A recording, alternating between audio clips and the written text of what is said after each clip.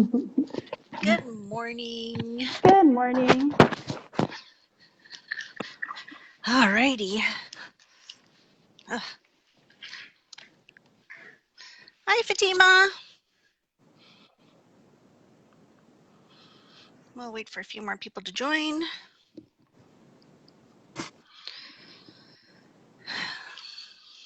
How was your weekend, Dee? That's great. I didn't work. I think my camera's crooked. There we go. Okay. Hey, everyone. Hi, Raul. Hi, Mike. Thanks for joining us. A VPAT certificate. Have you heard of a VPAT certification? Have you? No. What does it stand for? I don't know. Oh, thank you, Raul. Alrighty, well, let's get started. Welcome to another installment of Facebook Live on MOUG. Hello, Dee and Isabel. This is my first live. Well, welcome, Jorge. Hi, John. Alrighty, so a few announcements. There will be no Facebook Live for the next 2 weeks. So we will resume in 3 more weeks, same time, same place. I won't be around for the next 2 weeks. So, and Adam is, even though he's watching, he's not here with us today. So it's sad. Anyway, so we're open for questions. If you guys have any questions, comments, you want to ask Isabel for her words of wisdom, which there are many. Instead of Facebook Live, can we have Adam Live when you're gone? I'll ask Adam. We could probably have Adam live. Yeah. Alrighty. So there was a question posted on the event page about Capture 3, about whether you can have Capture 2 and 3 at the same time. And the answer is no, you cannot. So if you set your iPad to auto update on apps, then you will have gotten Capture 3 and you cannot go back. And if you have not auto updated, then you can have one or the other, but not both. And all of your models will transfer over when you go from Capture 2 to 3. And it was seamless for me. Everything was there. Everything was working properly. I was able to continue working on something that was half finished. So, but there seems to be, I don't know if you heard this, Dee, but I feel like there's been more reports of rendering issues when you're scanning a big model. So I'm guessing that Capture 3 is requiring more memory out of your iPad. Is that true? That is definitely true. Yeah. So if you run into issues, the first thing to do is check the amount of disk space you have on the iPad, as well as the amount of memory. Older iPads won't work nearly as well. They're slower as well. So if it's your birthday or it's close to Christmas and you want to buy yourself a Christmas present, you should definitely think about upgrading your iPad, because it makes a difference. Or if it's my birthday, you can buy yourself a birthday present. All right. So we should all get iPads, right? Awesome. Wait, how does that work? Wait, you guys should all buy me an iPad, but okay. But yeah, so we are working through some issues. There will be a new version pushed sometime this week. So the people who had the floor issue where you can't create a new floor in Capture, that hopefully was coming out this week. One big scan gone bad. Oh no. Yeah, I'm seeing more people pushing the limits of our software. It's great to see those big models, and sometimes you do run into issues. Remember that if you want me to stitch your models together, you cannot make a copy. I cannot stitch copies, so you have to create a brand new model. Yeah, I'm working with somebody right now who made copies, and I don't know if I'm going to be able to help or not. So fingers crossed. Thanks, Jorge. So sometimes when I'm doing a really large model, I will make successive copies so that I can go back if something goes wrong. And so you're saying that if I've done that, then the end result cannot be stitched if I'm not successful. Yes. So So if you're scanning along and you make a copy at point A and you keep, and then you delete a bunch of stuff and you scan all new scans, I can't then stitch those two models together. It's like it has to be a completely separate brand new model, right, to stitch. But can you stitch copies of model A with copies of model B? Yes. Okay. As long as they don't derive from the copies same. of each other. I see. Yes. It's Understand sort of now. like you can't do incest, right? They have to be like completely separate, not derived from the same parents, if you will, right? I see. That makes sense. Yeah. Hey, Teddy. So Jorge is asking about 360 to 3D. So Jorge, I don't know if you saw this post by Craig Sauer. It was beautiful. He did a swimming pool by converting 360 scans along the pool to 3D, and the pool showed up in the dollhouse. It was fantastic. Yeah. Harlan's done that as well. So 360 spherical cameras do pick up water in the pool. Even if you do a Matterport camera, like a Pro 1 or Pro 2, if you take a 360 view, I think that's what Craig did. Oh, If you do good a to 360 know. view and then you convert it to 3D, but it does not necessarily work consistently. So when you convert a 360 scan and try to align it with 3D scans, Matterport is drawing on its database, the previous knowledge, and Yeah. there's not much previous knowledge of swimming pools. So but it did work for Craig. So Jorge, I will look it up and send it to you. It was beautiful and it can be done. But I think Craig said it took some patience. Patience. It's a virtue. So I hear. So Marek asks, I do think about your camera. I'd like to ask you how. Marek? How what? We're waiting for the end of that question. Tom makes a good point. So when you do a pool with the Matterport, it's good to be close to the wall, or it's good to be close to anything, because when you do just a straight 3D scan and not a converted scan, Matterport is reflecting, relying on the reflective infrared light from nearby objects. So the more objects they are, the better the Matterport chance is to understand where it is. Also, if you want to do 3D scans outside, it's best if you're doing it outside and you're doing it along a wall of a building to scan the inside of that building, so it defines that wall that you're going to be next to when you're outside. And then you head outside, because at least it knows that wall and it can recognize that, hey, there's a wall here. I know it positions itself better at that point. So I've actually seen people do 3D scans outside in full sun, where they had that wall defined and they were just heading along that wall, and it seems to work. So, but if you just do a straight 3D scan, the dollhouse of the water will turn out black. So oh yeah, I'm not talking about a pool. I'm just talking about in general. Yeah, outside, yeah. yes, Yeah. it can be done. So someone is asking if the conversion can work on the production iPad, and yes, the Capture 3 is officially released. If you have auto update turned on your iPad, then you will have it already. And so, and that version does include the 360 to 3D conversion. Yep.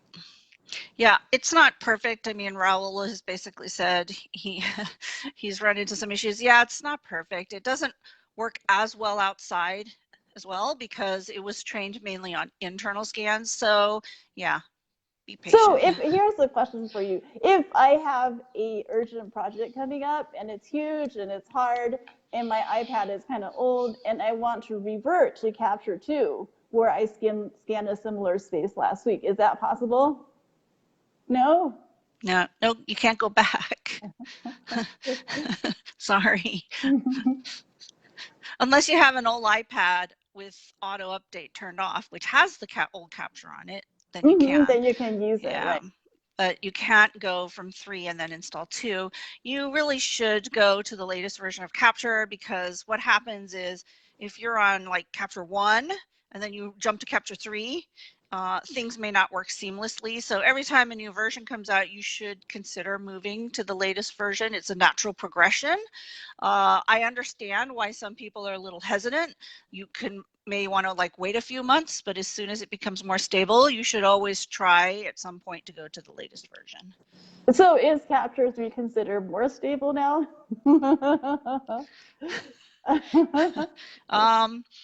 I would say hopefully when the floor issue gets resolved this week, I would say you should upgrade. I mean, it has a different user interface, so it's a little bit more confusing than just a regular update, but it's not rocket science, and most people have figured it out, right, Isabel? So I've done a number of scans with Capture 3. I did not have any issues, but I have an iPad Pro. If you have an older iPad, then I'm seeing a lot of complaints on the forum about rendering issues. Like suddenly you're scanning along and a black triangle appears in the middle of your screen. So if that happens, that actually does not matter. It has happened to me too, even in really small spaces. And I think that happened when my iPad was kind of full. So you're scanning, everything is fine, the scans are aligning, and suddenly there's a black shape right in the middle. It's like, wow, what? But if you if you process it, it goes away because that is a rendering issue, not a data storage issue. But it is kind of disconcerting, especially if the rectangle appears near where you have windows or mirrors, and then you cannot trim them. Yeah, trim as you go. Yeah, that does happen. The best thing to do is just upload every night, and when you get home, even if you are going to add more scans, you know, on another day. Yeah, sorry about that. And yes, George, you can watch last week's Facebook Live with RJ, our CEO. Do you have that link? Yes, it's on. If you go to the announcements, George, at the top of the screen, click on announcements, and there should be a post with archives with links to every single Facebook Live that there ever has been. So the link of that is on there.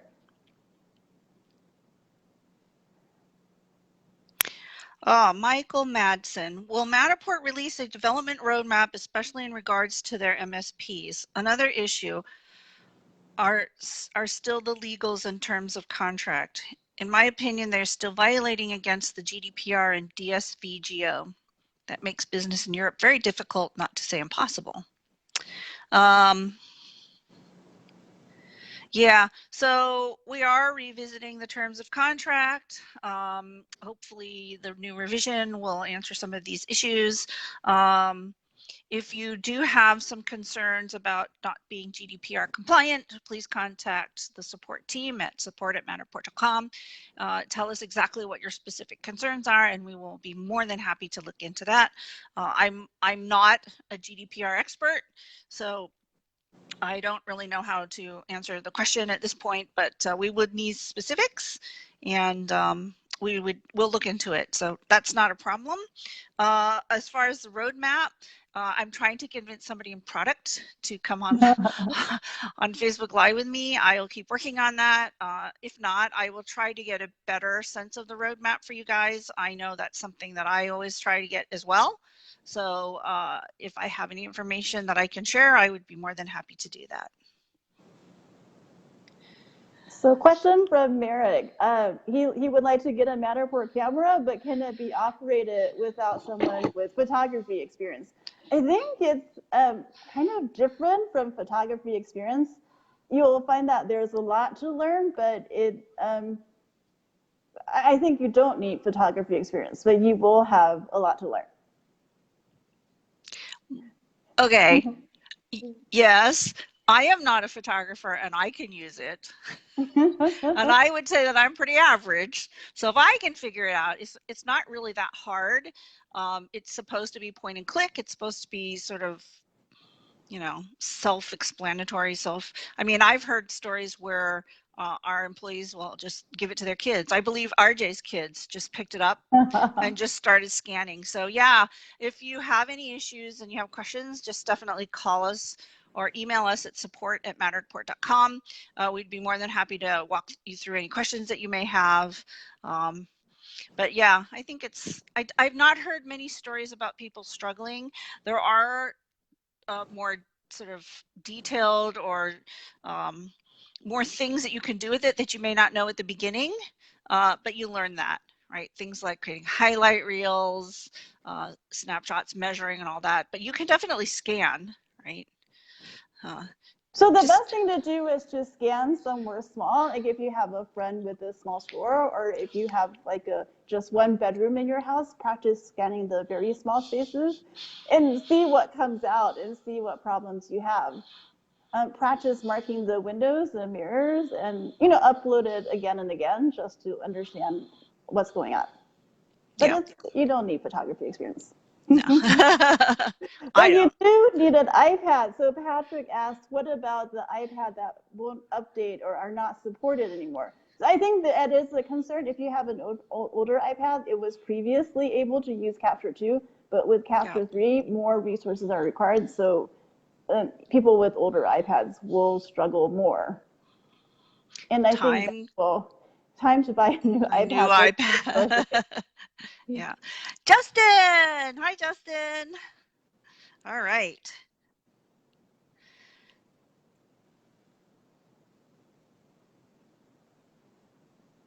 Having a hard time. So Raul says, having a hard time in Workshop 3.0. Also, could not make a matter tag link to save. Had to go to 2.0 to paste it and then back to 3.0 to publish.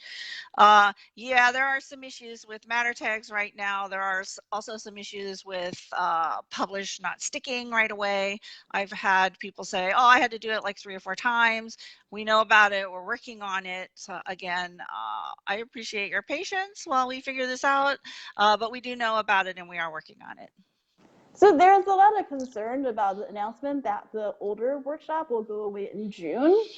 And so is there a plan to make sure that all of these saving and publishing and linking issues will be addressed before, the interface we know and don't love goes away? So that's the plan. I can't make any promises. But yeah, so if you have old spaces that are on Showcase 2 and you have a highlight reel, the panning direction will be different. So you should probably go through those, change them to 3.0 and check them and make sure that your highlight reels still work correctly and how you would like them to work. And if you run into issues, you can contact support@matterport.com and we'd be happy to help you. I have not tried this on an old highlight reel. If I created a highlight reel last year on the old interface, can I open it up and edit it in the new interface? Yes, you should be able to, but the highlight reel will pan differently. Oh, okay. And that's the issue that some people are having. So you'll want to go back and check your old spaces that have highlight reels. Yeah. Can you still place the 360 views from the older iPads Capture 2? So, placement of 360 views. I wouldn't do that in Capture. You can do it in Workshop. So don't even do it in Capture anymore. Just upload and then do it all in Workshop. It's way quicker. It's, you can change it on the fly. You don't have to reprocess or anything. Do you agree, Isabel? I've been doing it in Workshop because what if you need to make changes? If you do it in Capture, then you have to re-upload it and wait another several hours. So. Well, yeah, I mean, and if you place it in Capture, it's not a big deal. You can still move it in Workshop. But there's no point of doing it after waiting. Well, if you got it right the first time. But if you want to move it around or whatever, just do that in Workshop because you can do it now in Workshop.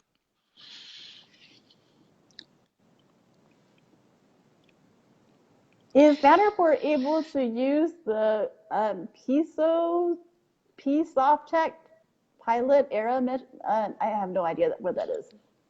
I don't know either. Like the Ricoh. I don't know.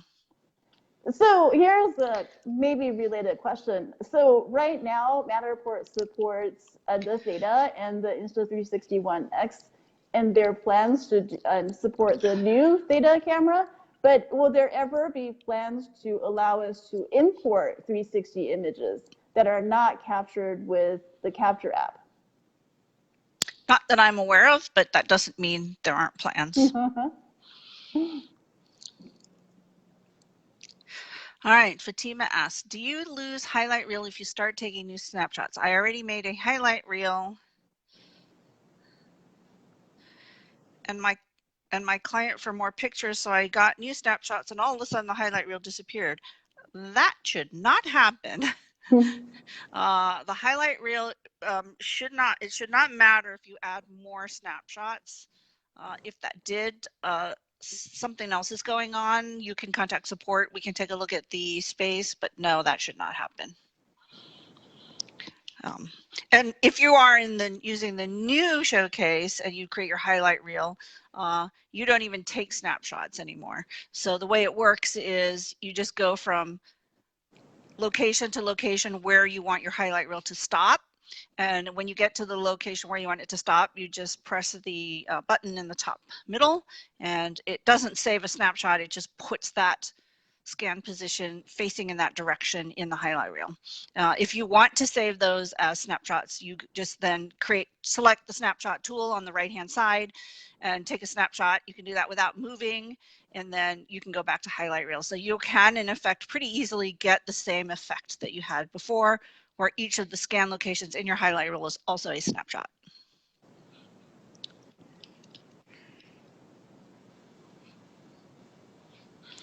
Alrighty. Are there any other new workshop or capture features coming up that you can tell us about? Well, so the new Showcase 3.0 edit mode is basically the old workshop, and that's pretty complete right now. I believe most of the functionality that you could do before in workshop is now in Showcase 3.0 edit mode. So I don't know. I don't think there's anything else that's coming. I think it's pretty complete at this point.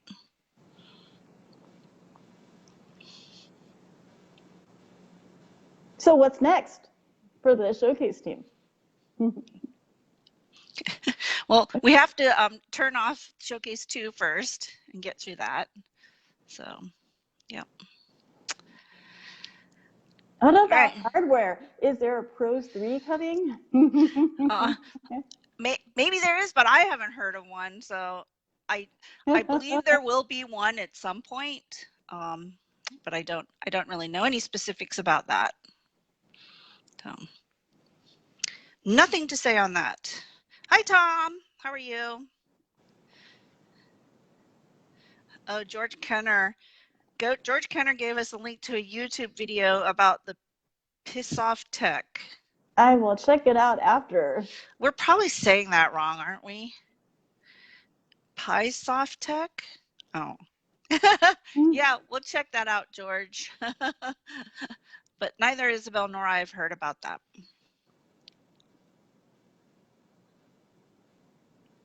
Any other comments, questions? Tom is doing well. That's a good thing. Tom is doing a lot of warehouse scans these days. How do you know that, Isabel? Because he posts them online. And he's using the April tags. And so for a while there was an erase April tag feature in Capture, and now it's gone away. Is it coming back? So some people did get an erase April tag feature in their Capture app, which was actually not supposed to happen. So if you got it sort of by mistake. That feature is not ready for release yet. It sometimes works. I've actually seen it work quite well. It doesn't just blur them, it actually removes them. But it's not ready for release because there were some other issues. They're working on that, and hopefully one day that'll be released as a feature. Yeah. If it's possible to erase April tags, then shouldn't it also be possible to erase cameras and people and other things? Well, yeah, so that would, potentially be the next logical step. The erasing of things. That would be fun. That would be. What about the adding of things? I know that everyone's still dreaming of virtual Roomy. Yeah. Yeah, we should get the Roomy person on here to talk about Roomy. Oh my gosh, that would be so awesome. I'll have to convince her. She's great. I love her.